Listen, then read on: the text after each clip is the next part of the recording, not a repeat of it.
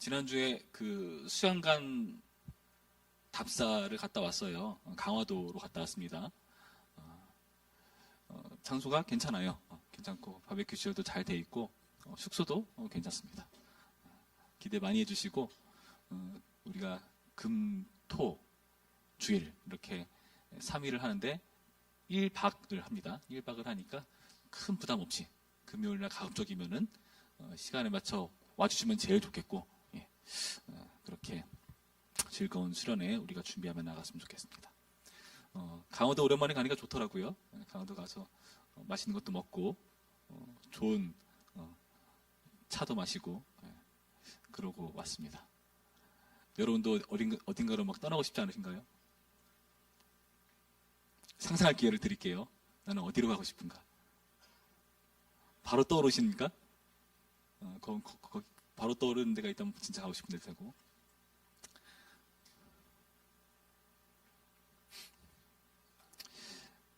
우리가 휴양지를 가고 싶을 때 뭐 여러 가지 것들이 있어야 되는데 제가 보니까 보통 여성분들은 그런 것 같아요. 여성분들에게 중요한 건 그거 같아요. 사진을 찍었을 때 잘 나오는 곳 아닌가? 제가 보기엔 그런 것 같아요. 왠지 사진이 잘 찍힐 만한 데를 찾는 것 같고 사진 찍었을 때 이쁜데요. 그래서 SNS에 올릴 수 있거나 그런 곳. 그리고 또 맛집도 중요하죠. 먹거리가 있어야 됩니다. 볼거리와 먹거리가 있어야 우리가 가서 즐길 만한 여행의 장소가 되지 않나 하는 생각을 가져봐요. 자, 오늘 우리가 본 시편의 이 시인도 어디론가 훌쩍 떠나고 싶어 해요. 근데 이 시인이 가고 싶은 장소가 어딘가를 보니까 6절부터 볼까요? 6절. 나는 말하기를 만일 내게 비둘기같이 날개가 있다면 날아가서 편히 쉬리로다. 내가 멀리 날아가서 광야에 머무리로다. 광야에 가겠다고 말을 합니다. 내가 나의 피난처로 속해 와서 폭풍과 강풍을 펴리라 하였도다. 자, 광야로 여행을 가고 싶어 합니다. 여러분, 광야는 어떤 곳이죠? 좀 상상이 가나요? 여러분, 광야 가고 싶습니까? 실제로 그 성서지리 답사, 성지순례라는 표현을 선호할 만한 표현은 아니고요. 성서지리 답사를 가면은 거기 실제 출애굽 그 광야 길을 도는 코스가 있대요. 그래서 그 가이드가 물어본대요. 성격이 좋으신가? 천사와 같습니다. 가다가 보면은 이제 옛사람이 올라오는 거죠. 그래서 막 그러다가 막 다투고 천사와 같다며 막 그런 말 하는 그런 어려움을 겪는다고 하는데 그만큼 광야가 힘든 장소입니다. 광야에 먹거리가 있을까요? 뭘 먹을까요? 없었으니까 하나님께서 만나와 메추라기를 내려주시겠죠. 그렇죠? 그리고 볼거리가 있나요? 그 마가복음을 보니까 세례 요한이 광야에 머물렀다고 돼 있는데 그 광야에 그 야생동물들이 같이 있다 돼 있습니다. 뭐 사파리도 아니고 그렇죠. 거기 있는 동물은 사파리 동물이 아니에요. 정말 생명을 위협할 만한 무시무시한 동물들입니다. 볼거리와 먹거리 그런 것 없는 굉장히 어려운 장소입니다. 그런데 그 어려운 장소로 가고 싶어 해요. 아무것도 없는 그곳에요. 왜 그럴까요? 왜 이곳으로 가고 싶어 할까? 여러분, 광야를 생각해보면은 우리가 생각하는 도시의 이미지와 정반대 이미지 아닌가요? 그렇죠? 이 시인이 살고 있었던 도시가 어떤 곳인지를 알면은 이 시인의 심정이 이해가 갈 겁니다. 10절 말씀 보죠. 10절. 그들이 주야로 성벽 위에 두루 다니니 성중에는 죄악과 재난이 있으며 성벽 위를 다닌다는 표현은 당연히 순찰자가 있다는 거예요. 그 성을 지키는 순찰자가 있다. 주야로 순찰자가 다닌다. 순찰자가 지니까 어떻게 될까요? 치안이 유지될까요? 평화로울까요? 이상한 표현이죠. 죄악과 재난이 있으며. 근데 마치 원인과 결과처럼 설명하죠. 순찰자가 있기 때문에 죄악과 재난이 있다. 이런 식으로 말을 합니다. 정말 이상한 장소예요. 그렇죠? 11절 말씀 뭐라 돼 있죠? 악독이 그 중에 있고 압박과 속임수가 그 거리를 떠나지 아니하도다. 여기 나타난 그 거리라는 것은 원문을 보면 광장이에요. 광장. 굉장히 넓은 자리입니다. 그러니까 우리가 뭐 축구 보거나 뭐 그런 거 할 때 모이는 넓은 장소 그런데 생각하면 돼요. 사람들이 많은 그 장소에 뭐가 활개칩니까? 악독, 압박과 속임수 이런 것들이 떠나지 않는 모습. 12절부터 말씀 볼까요? 자기를 괴롭히는 사람이 있다고 말합니다. 나를 책망하는 자는 원수가 아니라 원수일진데 내가 참았으리라. 나를 대하여 자기를 높이는 자는 나를 미워한 자가 아니라 미워하는 자일진데 내가 그를 피하여 숨었으리라. 무슨 말이냐 하면은 나를 책망하는 자가 원수가 아니래요. 원수라면 내가 참았겠대요, 차라리. 나를 미워하는 자면 차라리 난데 미워하는 자도 아니래요. 미워하는 자라면 내가 그를 피하면 된다. 그런데 그 사람은 어떤 사람인가? 13절 말씀이 충격적이죠. 13절 말씀. 그는 곧 너로다. 나의 동료, 나의 친구요, 나의 가까운 친으로다. 누구라고 말하죠? 친구라고 말해요. 친구. 충격적이지 않습니까? 그는 곧 너로다. 이 친구가 자기를 막 괴롭고 힘들게 만드는 거예요. 여러분 친구 중에 나를 좀 힘들게 하는 친구 있나요? 있다면 떠올려 봅시다. 아니면은 그런 친구 없는데요. 옛날에 있다면 떠올려 보세요. 그 친구 어땠습니까? 그 친구가 정말 나를 괴롭게 했던 거 하나만 딱 떠올려 보세요. 자, 지금 여러분이 떠올린 그 모든 것들은 애교입니다. 자, 여기 나타난 친구는 어떻게 하는가? 20절 말씀 봅니다. 그는 손을 들어 자기의 험악한 자를 치고 그의 언약을 배반하였도다. 배신자라는 거죠. 그의 입은 우유 기름보다 미끄러우나 그의 마음은 전쟁이요. 그의 말은 기름보다 유하나 실상은 뽑힌 칼이로다. 전쟁과 칼로 비유하면서 친구를 설명해요. 그러니까 이 친구는 정말 나의 생명을 막 좌지우지할 만큼 충격을 주는 그런 인물이라고 소개하고 있는 겁니다. 더 충격적인 게 뭔지 아십니까? 이 친구가 어떤 사람일까요? 14절 말씀. 우리가 같이 재미있게 의논하며 우리와 함께하여 하나님의 집안에서 다녔도다. 아이고, 교회 친구네. 근데 그 교회 친구가 이렇게 나를 괴롭히는 사람이다. 지금 이 시인은요, 굉장히 죄악이 가득한 도시에 살고 있습니다. 이 도시는 모든 게 다 역설적이에요. 순찰하는데 죄악으로 가득 차고요. 광장인데 죄악이 활개치고요. 친구인데 원수처럼 자기를 괴롭히는 그런 모습들. 피하고 싶은 현실이라는 겁니다. 여러분, 여행 가고 싶은 이유 중에 뭐 여러 가지가 있겠지만은 뭐 어떤 게 있나요? 현실이 좀 괴로워서 아닌가요? 현실을 좀 도피해 보겠다. 여행 가거나 내가 책을 읽거나 하는 그 모든 것들이 어찌 보면은 나의 정신을 잠깐 다른 세상에 가게 해줘서 나에게 스트레스를 풀어주고 안정을 주고 그런 쉼이 필요한 거잖아요. 지금 시인이 이렇게 말할 정도로 괴로운 상황이라는 겁니다. 그런데 지금 이 시인이 광야로 갔으면 좋겠다라고 말할 때 그 말의 의미를 여러분 잘 생각해 보시기 바라요. 6절을 보니까요. 만일 내게 비둘기같이 날개가 있다면이에요. 무슨 말이죠? 공교롭게도 이 시인은 날개가 없어요. 날개가 없다는 겁니다. 날개가 없습니다. 무슨 말일까요? 광야로 갈 수 있다 없다? 없다. 우리도 이런 말 할 때 있죠? 하나님, 내가 돈이 좀 더 있더라면, 시간이 좀 더 있다면, 나도 좀 여자친구가 있으면, 키가 좀 컸더라면 등등 여러 가지 바꾸기 어려운 현실에 대해서 우리가 간구하고 난처해야 할 때가 있잖아요. 지금 이 시인은 회피할 수 없는 현실 가운데 마주하고 있다는 겁니다. 여러분, 우리도 그래요. 우리도 피하기 쉽지 않은 현실에 있어요. 특히 여러분의 연령대가 더 그럴 수 있어요. 점점 졸업 시즌이 다가오면은 이상하게 애들이 막 휴학을 좀 더 많이 하고 다양한 경험을 쌓고 대학원을 가고 계속해서 더 공부를 하겠다 그러고 뭐 여러 가지 이유를 대면서 많은 일들을 시도합니다. 뭐 다 필요하고 좋은 일인데 어찌 보면은 그게 내가 앞으로 진짜 마주해야 될 어른으로서 현실을 계속해서 회피하는 것은 아닌가도 곰곰이 생각해 봐야 돼요. 자꾸 피하라는 겁니다. 근데 어차피 우리는요, 한 살에서 나이를 먹어가고 어느덧 화장실로 놀라죠. 벌써 내 앞자리가 3으로 바뀌었어. 놀라신 분들 계신가 봐요? 더 놀란 거 뭔지 아세요? 내 속사람은 20대와 똑같아. 근데 겉사람은 30이야. 안 와봤죠, 지금?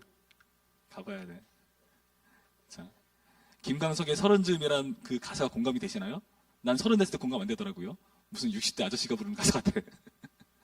무슨 말이냐? 나이는 30인데 속사람은 똑같다는 거예요. 그런데 회피할 수 없습니다. 어느덧 거울을 보면 여러분 화들짝 놀랍니다. 나도 제 머리에 흰머리가 난 거를 알고 깜짝 놀랐어요. 예전에 가르마가 이쪽이었거든요. 그때는 없었어. 근데 이렇게 하는데 뭐야. 저를 깜짝 놀라게 한 흰머리. 여러분을 깜짝 놀라게 하는 여러 가지 현실들을 여러분 마주하게 돼 있다는 겁니다. 어떻게 해야 될까요? 피할 수 없다면? 즐기는 건 좀 이상하고요. 오늘 본문에서는 어떻게 하는가? 이렇게 합니다. 15절 말씀 보니까 지금 이 인물은 그 자리에서 뭘 하는가 봅시다. 15절 사망이 갑자기 그들에게 임하여 산채로 스올에 내려갈지어다. 이는 악독이 그들의 거처에 있고 그들 가운데 있음이로다. 지금 피할 수 없으니까 그 상황에 있는 나를 괴롭게 만드는 그 나쁜 사람들, 원수들을 저주합니다. 여러분 힘들게 만든 사람은 저주하세요 라고 말하면 이상하죠. 여기 나타난 이 저주라는 건 뭔가 여러분 잘 생각해 봐야 돼요. 내가 피할 수 없는 현실이라는 것을 전제해야 됩니다. 무슨 말이냐 하면은 제가 예전에 설명드렸었는데 고대 사회에서는 힘없는 약자가 할 수 있는 거라고 뭐냐? 저주예요. 저주를 통해서 내가 이 상황을 극복할 수 없고 저 강자에서 내가 벗어날 수 없는 현실을 약자가 할 수 있는 최선의 방법은 그 당시에서는 저주라는 겁니다. 지금 이 저주라는 표현을 빌어서 우리가 뭘 알 수 있는가 하면은 내가 이 상을 정리할 힘도 없고 능력도 없고 백도 없고 그런 상 가운데 내가 의존할 또 다른 존재가 있다는 것을 여러분 염두에 둬야 돼요. 당연히 시인에게는 그분은 하늘에 계실 겁니다. 이 현실을 좌지우지할 만한 형편이 못 되기 때문에 의지할 만한 존재를 찾고 있다는 거죠. 여러분 그런 이해 속에서 로마서 12장 19절 말씀을 제가 읽어드릴게요. 로마서 12장 19절 말씀 한번 들어보세요. 내 사랑하는 자들아 너희가 친히 원수를 갚지 말고 하나님의 진노하심에 맡기라. 기록되었을 때 원수 갚는 것이 내게 있으니 내가 갚으리라고 주께서 말씀하시니라. 여러분 원수 갚는 걸 어떻게 하라고요? 자기가 갚지 말고 하나님께 맡기라. 여러분 이게 겸손입니다.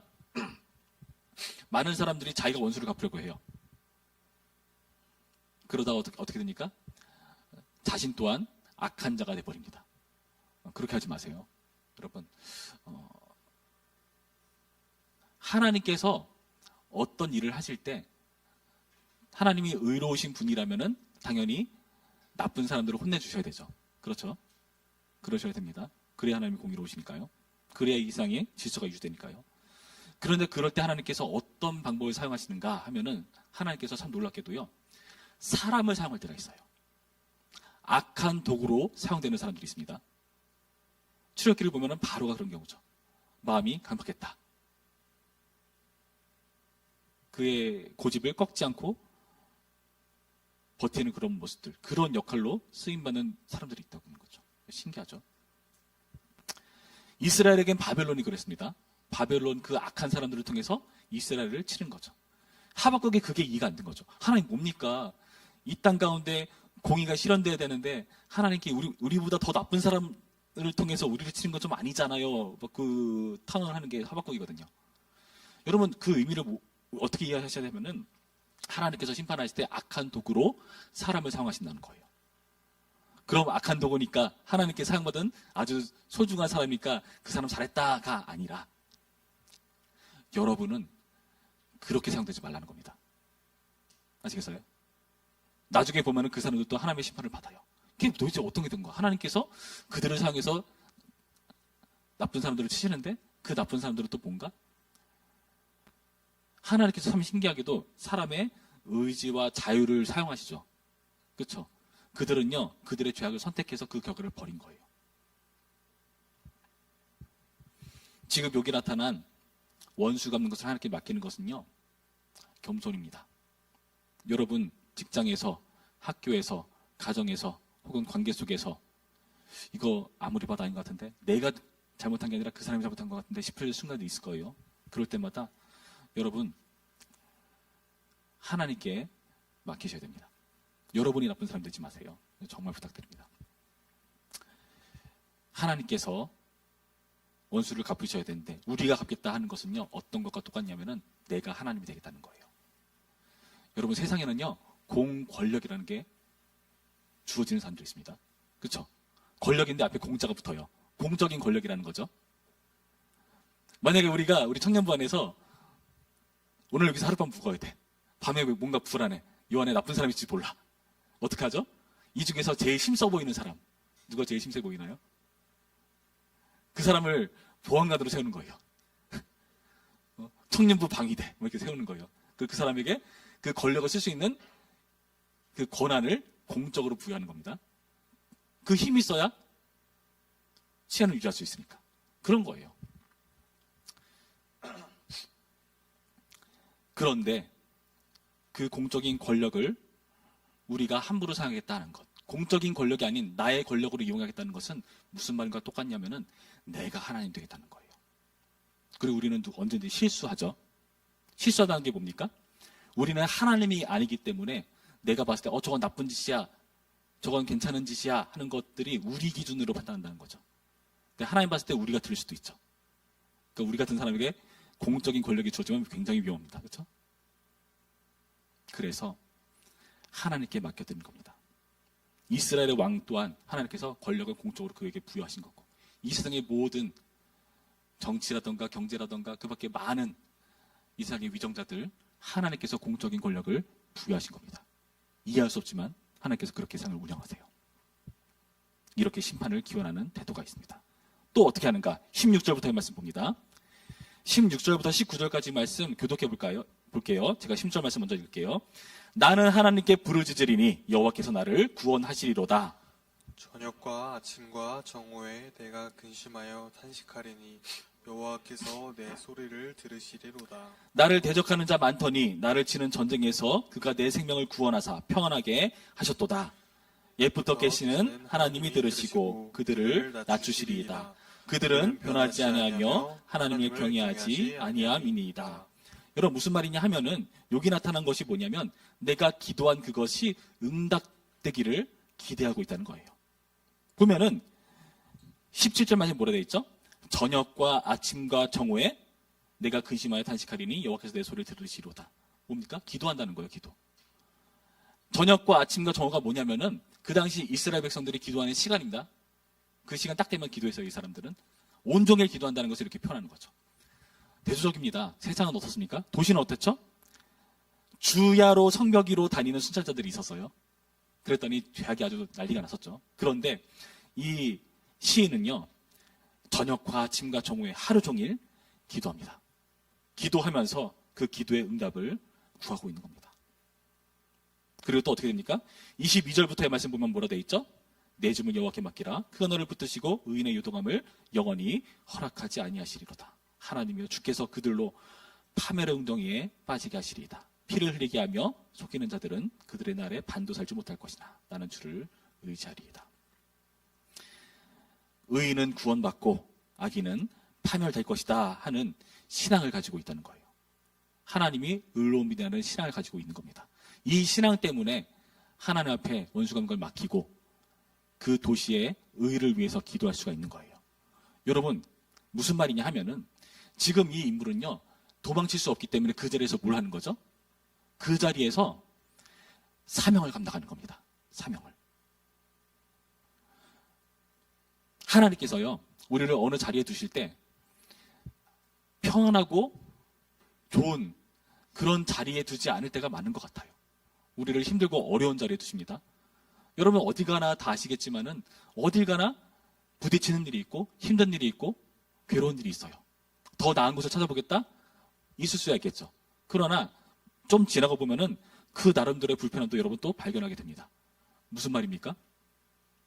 우리가 있는 자리에 하나님께서 나를 그 자리에 우리를 두셨다면은 그 자리에 대한 하나님의 뜻과 목적이 있다는 것이고요.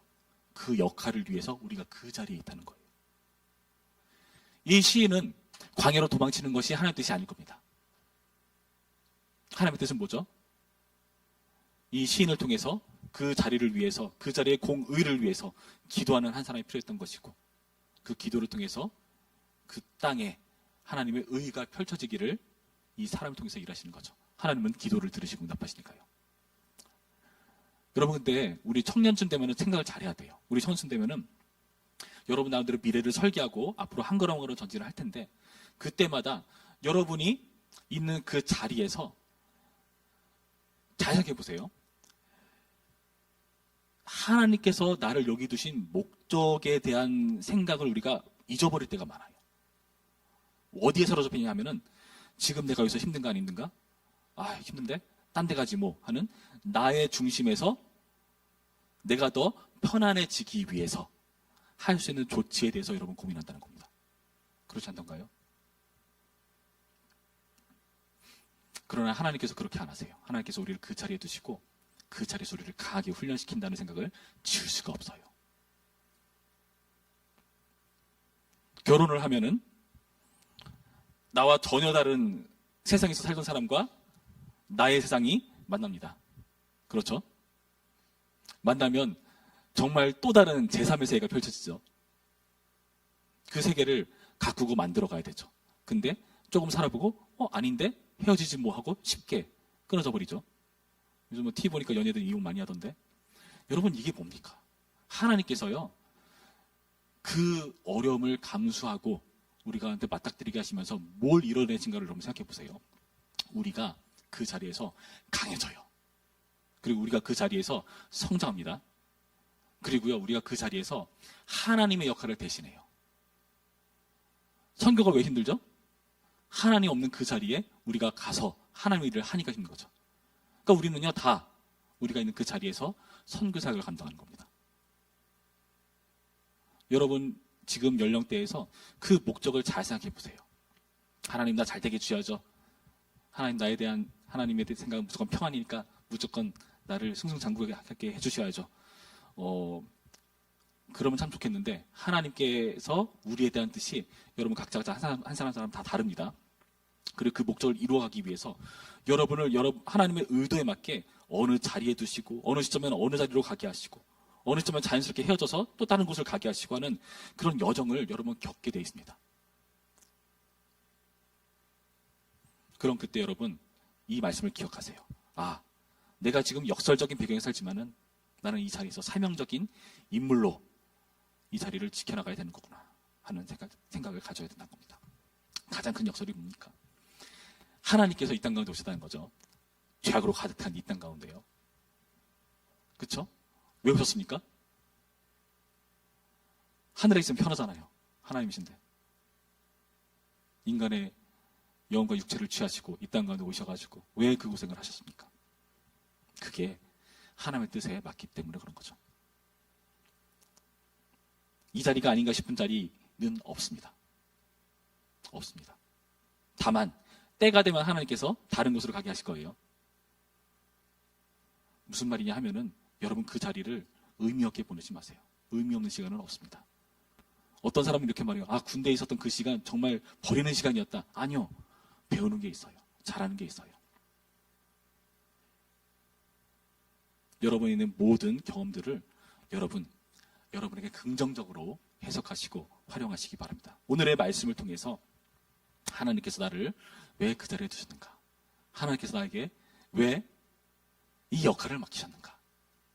하나님께서 왜 내년에 교사를 하라고 하시는가? 하나님께서 왜 이 일들을, 이 부담스러운 일들을 겪게 하시는가? 여러분 그 자리에서 생각해 보시기 바랍니다. 지난번 교회에서 제가 교육위원회 담당이었기 때문에 교사들을 훈련시키는 일을 했었습니다. 그때 은사 테스트를 막 했어요. 은사 테스트를 하고 자기가 교회 그 부서에서 맡은 일을 막 나누는 시간이 있었는데 어떤 선생님이 막 하소연하면서 말하는 거예요. 목사님, 저 은사 테스트 했는데요. 음악이 최악이 나왔어요. 근데 저 유치부에서 찬양이 돌고 있어요. 너무 괴로워요. 제가 무슨 말을 해줄 수 있겠습니까? 선생님이 하는 뜻이 뭔지는 잘 모르겠는데 아마 배우는 게 있을 겁니다. 라고 말해줬습니다. 의미가 없을까요? 의미가 있습니다. 여러분 그 경험들을 값지게 활용하시기 바랍니다. 여러분의 그 고생 다 의미가 있습니다. 여러분과 비슷한 고생하는 또 다른 누군가를 위로할 수 있는 자격이 부여됩니다. 누군가에게 해줄 말이 생깁니다. 그리고 여러분은 그 말을 할 수 있을 만한 권위가 생깁니다. 그 자리를 잘 이겨나가시기를 부탁드립니다. 기도하겠습니다.